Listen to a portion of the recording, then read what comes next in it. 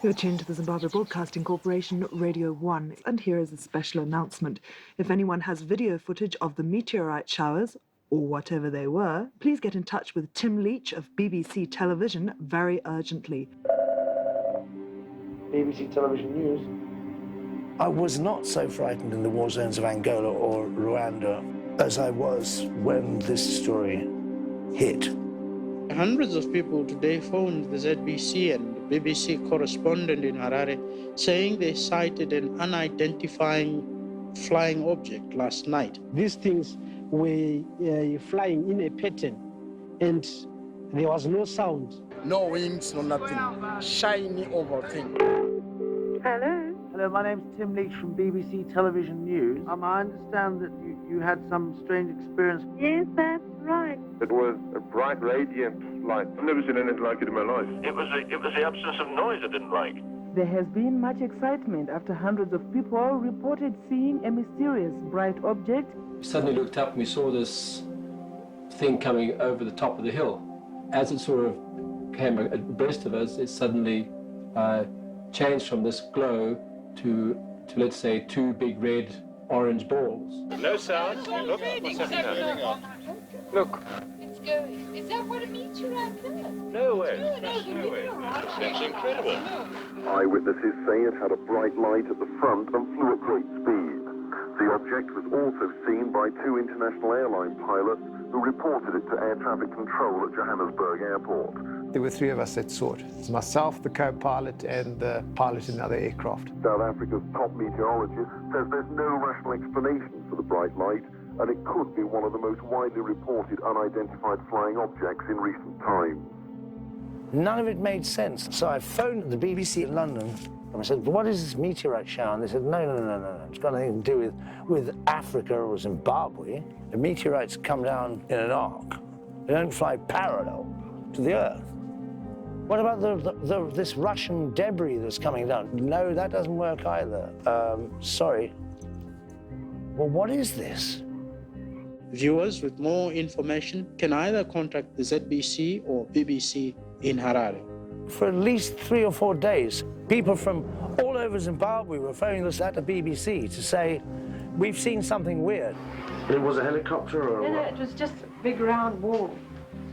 The bottom was flat, but it was round, like on top of my wall from my house. And then I got this call from Ariel School that the children had seen a UFO landing, and these funny men in body-clean suits, black suits, weird. I went roaring out there in the car with my sound man.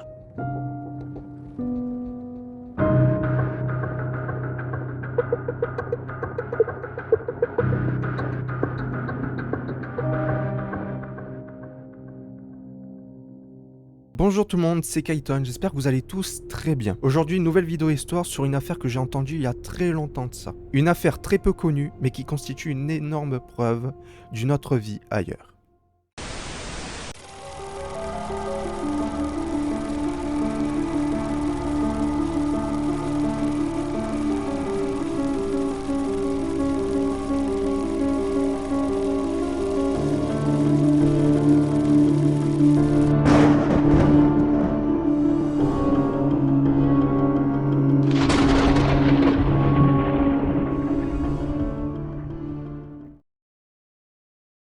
L'école Ariel est une école privée dans la petite ville de Ruwa, à 20 km de Harare, au Zimbabwe. L'école était entourée de brousses et de savanes, une zone encore sauvage avec des arbustes et des rochers. C'était une école pour enfants de familles aisées, souvent issus de la communauté blanche du Zimbabwe post-colonial. Mais très vite, cette ville assez discrète va être connue dans le monde entier. En cette date du 16 septembre 1994, vers 10h15 du matin, pendant la récréation, 62 enfants étaient en train de jouer dans la cour. Aucun surveillant n'était en train de les surveiller car ils étaient tous en réunion. Seuls quelques employés étaient présents dans les bâtiments pour veiller sur eux. Quand soudain, 62 enfants couraient en direction des adultes en criant qu'ils avaient vu quelque chose d'extraordinaire. sort of like a flute noise. Then I saw this black figure running in slow motion, and then I didn't want to see it, so I looked away, and I looked again and it wasn't there anymore. Could you tell me what you saw on Friday? Well, it was just glinting in the trees. And there was a man, and he walked towards us and he walked back again. And what does he look like? His face was like this, and his eyes were down here. Like, what, further down his face? Yeah, much further down than us, because our eyes are here, his are down. You don't think it was somebody in fancy dress doing a prank or something? And how tall about? About, say there, sitting on the spaceship. How do you know it was a spaceship? Wasn't it a helicopter or something like that? Well, it looked like it was like a disc, like a round. And whereabouts was it? Well, in the trees over there, between the third pole. And did you girls see that as well? Yes. We asked them to draw pictures of what they saw on Friday, and after looking at those, I definitely feel that they did see something. What do you think that was? I agree that it could be something that we are not common with. But to actually say that it was a UFO, I would be reluctant to make a decision like that. Ils ont vu des objets brillants dans le ciel, décrits comme des disques argentés ou objets métalliques. Un ou plusieurs objets auraient atterri ou flotté juste au-dessus du sol, dans une zone de broussailles derrière l'école.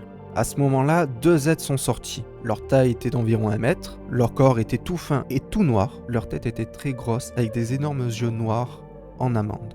Mais ce qui a attiré surtout l'attention des enfants, c'est la manière dont ces petits hommes se déplaçaient. D'autres les ont vus courir, d'autres marchent en lévitation, mais toujours de manière très fluide.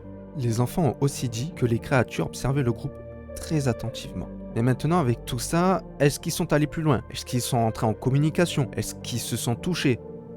De manière consentante, évidemment. Eh bien, d'après eux, la réponse est oui, mais différemment. De nombreux enfants affirment avoir reçu un message télépathique. Ce message aurait porté sur les dangers de la technologie et la destruction de l'environnement par l'être humain.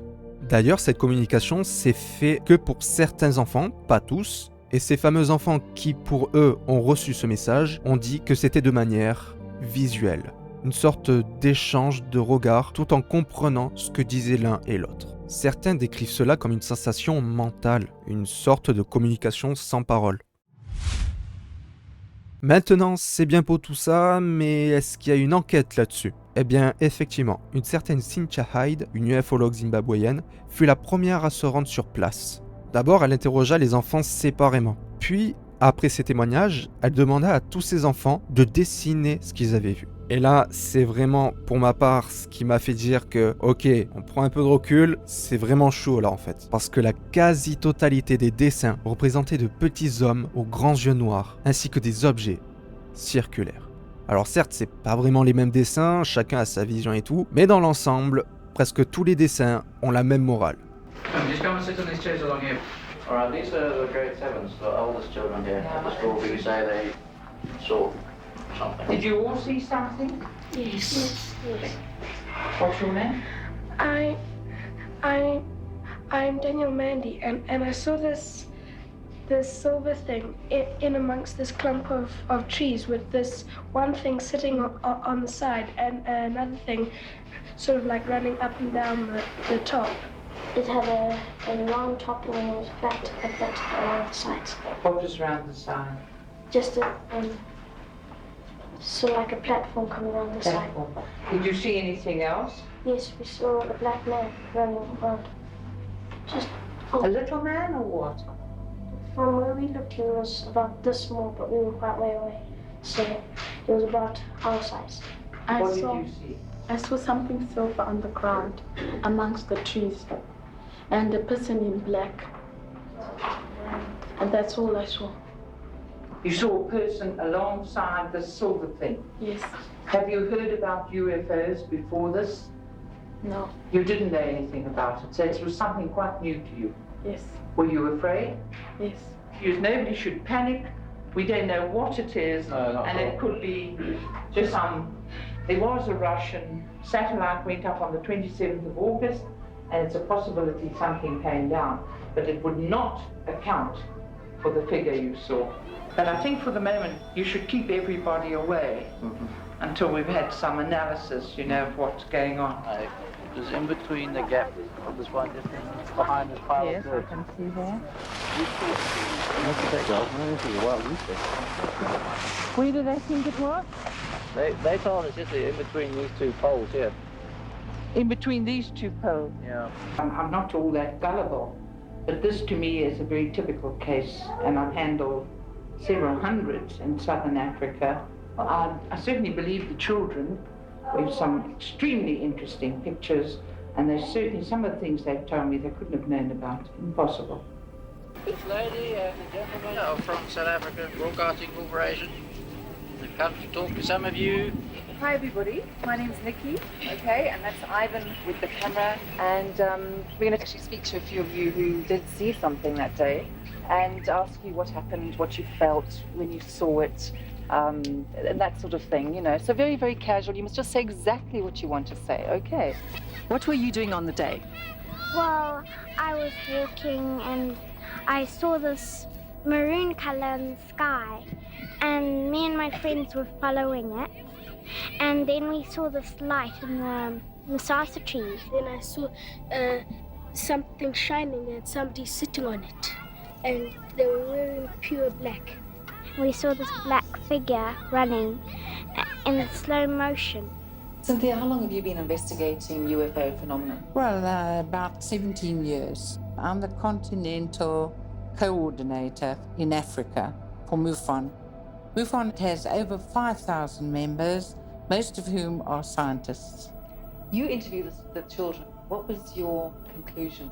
I believe them. I believe they saw what they said they saw. I think that perhaps some have been influenced by others and they've added a little bit here and a little bit there. But basically, they drew in their drawings many things that I don't think that they could know about. And how big was the figure? It was about as big as a grade 6. How tall would you have said? Maybe about 3.5 feet. There's another one, he was a bit short. As an investigator, I've learned that if they tell exactly the same story, then there's corroboration. They've got together and they're doing it. But if they tell a similar story, but from different viewpoints, to me, that's the truth. We saw two of them. One was standing in front of the ship, and then the other one had long hair. But the one who was standing in front, he didn't have any hair at all. Show me with your hand how big the eyes They were. were shaped like something like that. Big head and big black eyes, and was dressed in a black bodysuit. What did you think it was? I don't know. I just thought it was some kind of alien from a different planet. And what did your other friends say? They were scared. We wanted to tell the teachers, but some of us were too shy to. We ran down to the teachers and we went into the office and we started telling the teachers, and then they said maybe there's nothing. And how did that make you feel when they said maybe there's nothing? Well, we felt very sad because we did see something. So would you want to talk about it to friends or other people you meet in the future when you get older, or do you want to just forget about it? No, I don't want to forget about it. I want to keep it in because I know that it was true, and I want to talk to other people about it. They were fascinated. They accepted it in their full stride. They knew what they'd seen. They weren't stupid. Children are so much more open than adults. Mais même avec tout ça, croyez-moi, ce n'est pas encore fini. Car quelque peu de temps après, un certain John Mack se rend lui aussi sur les lieux. Ce fameux John Mack est un spécialiste des expériences d'enlèvement extraterrestre. C'est quelqu'un d'assez spécial dans le domaine car il a été dans l'université d'Harvard, donc c'est pour vous dire que ce fameux John est quelqu'un de très important. Il n'est clairement pas là pour rigoler. Alors pour vous, personne ne connaît cet homme, mais il est très connu dans le monde de l'ufologie. Bref, en tout cas lui pour sa part, ce qu'il va faire, c'est qu'il va interroger lui aussi les enfants comme a fait Cindy Hyde, mais cette fois-ci face caméra. You've talked with the BBC people and with Nikki Carter here before, right? Yes. Okay. But the experience is still fresh in your mind, is that right? Yes. Okay. What were you doing at the time? Well, I was playing in the playground, and then we saw something silver, and then we quickly ran to the logs, and we saw a silver thing, and we saw a man standing next to it. And what did he look like? Well, he had big eyes that like pointed. Pointed big eyes. Can you, maybe you could just draw the head. What do you like to draw? Yes. Yeah, okay, put your chair up a little bit. No, these are what? What are you drawing here? The eyes. The eyes, okay. And I couldn't see his nose and his mouth, but his nose was pretty small. So the eyes were large, is that right? Yes. Did you look into the eyes? I mean, did you have a sense that you were No, all we saw was his eyes. They were black. black, but like, were they looking at you, or were you at him? Seemed that he was looking at all of us. Have you ever seen a UFO? I never have. No.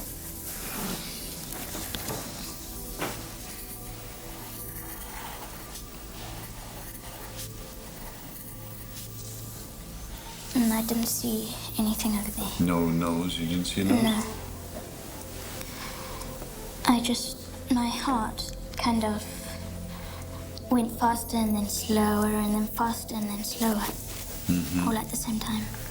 Now, was that was excitement and... Yeah, excitement and scariness. And scary. And well, you said happy, too. Yeah. Yeah. Happy because... Because I saw something strange and something peculiar and something nobody had ever seen. Haley, something scared you, is that right? Yes. What scared you? The noise. What noise? The noise that we heard in the air. You heard a noise in the air? What was it like? Like a roar or a buzz or a hum, or what kind of a noise? It was like someone was blowing a flute. And that scared you? Yes. Mm-hmm. And what did you do when you were afraid? I ran away from it. Mm-hmm. We told the teacher, but she said just forget about it. You said that you saw two, what would you call them? Aliens. Aliens, you call them. And where were the aliens in relation to the craft? I saw one over here, and I saw one of these men by the spaceship. Looks like it was gardening by the big spaceship, and there was another one running. Mm-hmm. Running in the grass. And how did he run compared to, say, where a kid would run? He ran normally like us, but bouncy, as if a human would run on the moon. You mean The as way if there were less gravity? It seemed light, is it? Yes, but not as much as a human on the moon. Not that extreme. Mm-hmm. When he ran his distance, he stopped and he looked at us for a while, and then he ran back again.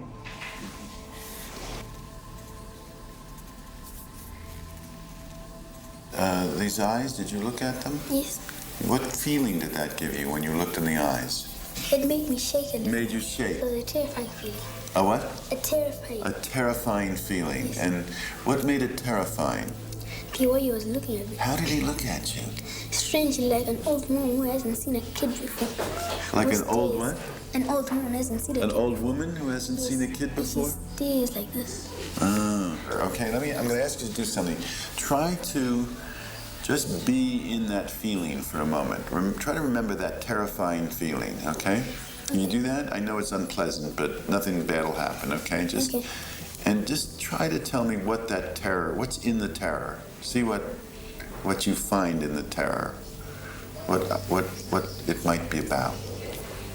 It was making me all scared. My heart was now starting to pump faster, and it was making me all woozy now. Like woozy, losing. Yes. Like you were gonna faint. You mean? Yeah. Did you faint? No. Yeah. Yeah. So then I was looking at him, right? Yeah. And then he was looking at me back. I couldn't just keep on looking at him, so I had to stop and I looked sideways, so he couldn't keep on making me feel faint. But you kept looking. Yes. Why did you keep looking? I don't know, something just attracted me to look at him. Something attracted you. Uh-huh. Yes. The other man, his eyes looked at me as if, oh, I want you, and things like that. I want to what? I want you. I want you. Yeah. I want you in what? Like I want you to come with me, or No, I want you to come with me. I I want you to come. Did you go with him? Do you think? No, only my eyes went with him. Your eyes went with him? And my feeling. And your feeling went with him. So was there a part of you that wanted to go with him? Yeah. That felt like drawn to go with him? Yeah. Okay, so can you say what that felt like? Again, scary and a little excited. Yeah. And a little I shouldn't go. Yeah. And yet, I want to go. Yeah. Yeah. What made you scream? I was just getting very scared. What were you scared would happen? Now, don't be afraid to say, even if you think it's not sensible, just tell me what you were afraid might happen. I thought the aliens would attack me. Would attack you and do what? Hurt you? Yes. How would they do that? I don't know. Mm-hmm. It looked evil because it was just staring at me. With what? Staring at you as if what? As if to do what? As if it wanted to come and take us.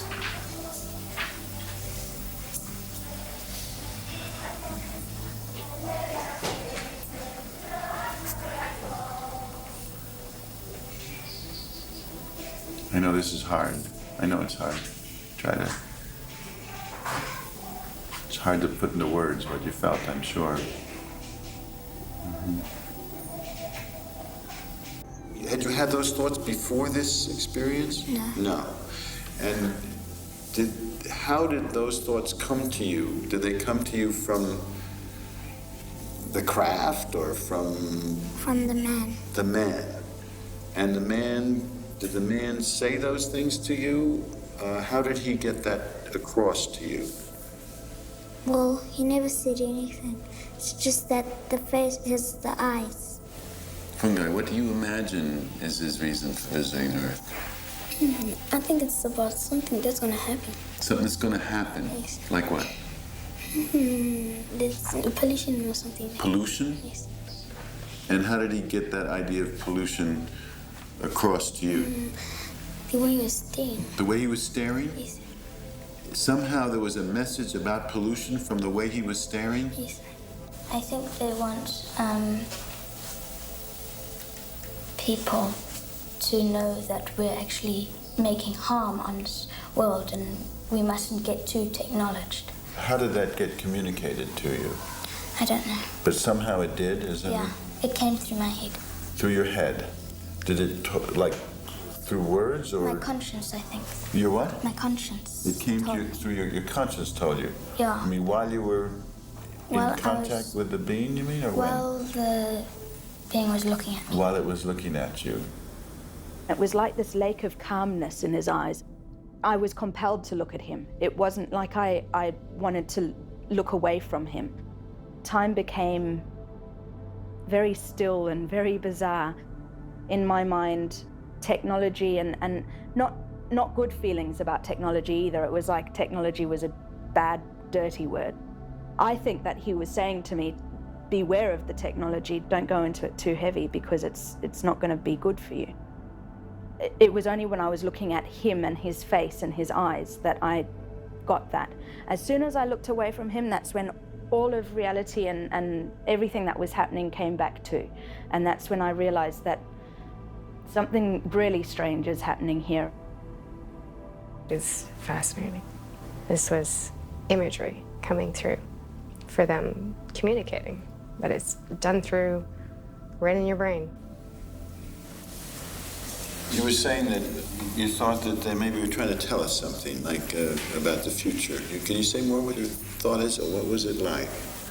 It was like in the world, all the trees will just go down and there will be no air and people will be dying. I think that in space there's no love, and down here there is. There is love? Yes. Mm-hmm. Is there anything we can do with that love as far as taking care of the earth? You had talked about that the message that we don't take care of the earth. No. Why not? Several of them talked about a message being transmitted through the eyes, that the beings were trying to tell us something.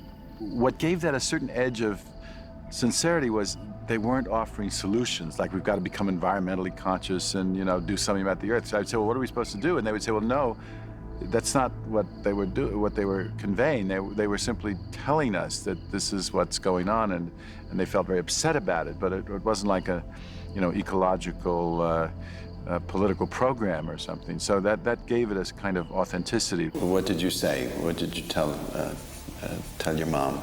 Some This is reason Kaylee talking now. Go ahead. I said, Mommy, I saw an alien at school, and then my mom said, my mom never believed me. Yeah. So it upset you when your mom didn't believe you? Yeah, sometimes. Alors, ces vidéos montrent des enfants très sérieux, souvent perturbés émotionnellement, décrivant avec précision la même scène.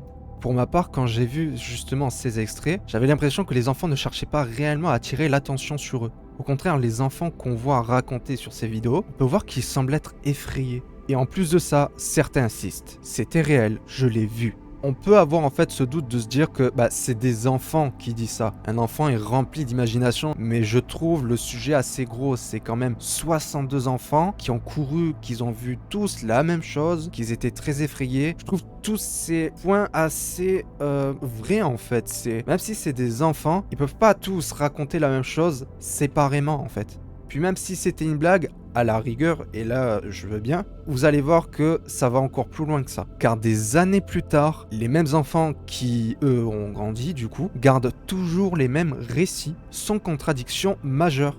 C'est-à-dire, ils gardent leurs récits. En fait, je me suis dit, si c'est réellement une blague, pourquoi garder les mêmes récits 15-20 ans après ? Pour ce qui est de mon point de vue, c'est logique. Ces enfants ont vu quelque chose. Quoi ? On ne sait pas, mais ils ont vraiment vu quelque chose qui n'était pas justement de source humaine. Et puis même s'ils gardent 20 ans, 30 ans après leur récit, ce qu'ils ont fait justement, eh bien c'est clairement pas pour en tirer des bénéfices financiers et médiatiques. Ces enfants qui sont maintenant adultes ont vu des choses ce jour-là. C'est parti pour les hypothèses maintenant. La première hypothèse est l'hypothèse sceptique. En gros, hallucination collective des enfants influencés par les médias. Mais à l'époque, l'accès à la télévision et aux films de science-fiction était très limité au Zimbabwe. Donc ce serait un jeu d'imagination qui aurait pris de l'ampleur. Celle-là, je dois vous avouer, j'y crois pas du tout. Passons maintenant à l'hypothèse 2, la psychologie. Certains chercheurs pensent que les enfants auraient pu être influencés par les questions de Cynthia Hyde et John Mack. Mais encore une fois, parce qu'il y a toujours un mais, les témoignages initiaux bruts étaient déjà cohérents. Ce qui veut dire qu'avant même que Cynthia Hyde et John Mack ne viennent les questionner, ils avaient déjà tous leur histoire identique. Et la troisième hypothèse, et ce qui est pour ma part est peut-être euphorique, mais qui est pour moi est totalement crédible, c'est l'hypothèse ufologique. Un véritable contact rapproché avec un message destiné aux nouvelles générations. Pour l'anecdote, une élève nommée Emily Trim témoigne qu'elle a ressenti des images mentales violentes. La terre brûlant, la nature détruite et les arbres qui tombent. Malheureusement, elle en aurait même gardé des séquelles mentales. C'est un peu sa vie privée, mais Emily Trim a dû quitter son mari du fait par rapport à tout ça qu'elle n'arrêtait pas de peindre ce qu'elle avait vu justement ce jour-là. Du coup, elle passe le restant de ses jours recueillie chez sa propre famille, qui eux, pour leur part, font confiance à leur fille. Dans une grande partie du documentaire, nous pouvons voir qu'Emily revient au Zimbabwe 20 ans après. Elle a été tellement affectée ce jour-là qu'elle est devenue militante écologiste. Aujourd'hui, Emily se porte bien, tout en gardant en tête ce qu'elle a vu ce jour-là. John Mack, quant à lui, a vu des immenses changements comportementaux de tous les enfants, qui se posaient plein de questions écologiques, qui adoraient la nature, etc., etc. Une sorte de sensibilité à la nature très accrue. John, quant à lui, a continué à donner des discours, à écrire et à chercher jusqu'à sa mort prématurée en 2004. Car oui, pour certains à l'époque, John était devenu un homme fou, car lui-même le dit dans le reportage, il croit ses enfants et les croira toujours. Plusieurs chercheurs, plusieurs hommes politiciens, à la télé américaine, personne ne le croyait. En conclusion, même si cette histoire n'a pas du tout fait parler d'elle à l'époque ainsi qu'aujourd'hui, cela reste quand même l'une des histoires les plus prouvantes de l'ufologie. Voilà, j'espère que cette vidéo vous aura plu. Si c'est le cas, n'hésitez pas à liker, commenter, partager et surtout à vous abonner à la chaîne, ça me ferait extrêmement plaisir. On peut croire à l'existence des fantômes, l'existence des anges, mais les ovnis, ça reste un petit peu discret. Malgré le nombre de preuves, le nombre de documents, le nombre de photos, le nombre de vidéos, qu'ils soient fake ou pas, il y en a bien dans le tas qui sont vrais. Bref, en tout cas, nous, on se dit à la prochaine pour une nouvelle vidéo. D'ici là, portez-vous bien. et à la prochaine. Would you like to see him again? Yes. You would like to see him again. And if you saw him again, what would you do? I'll ask him some questions. What would you like to ask him? I'll ask him what is he doing on Earth and what does he want with us.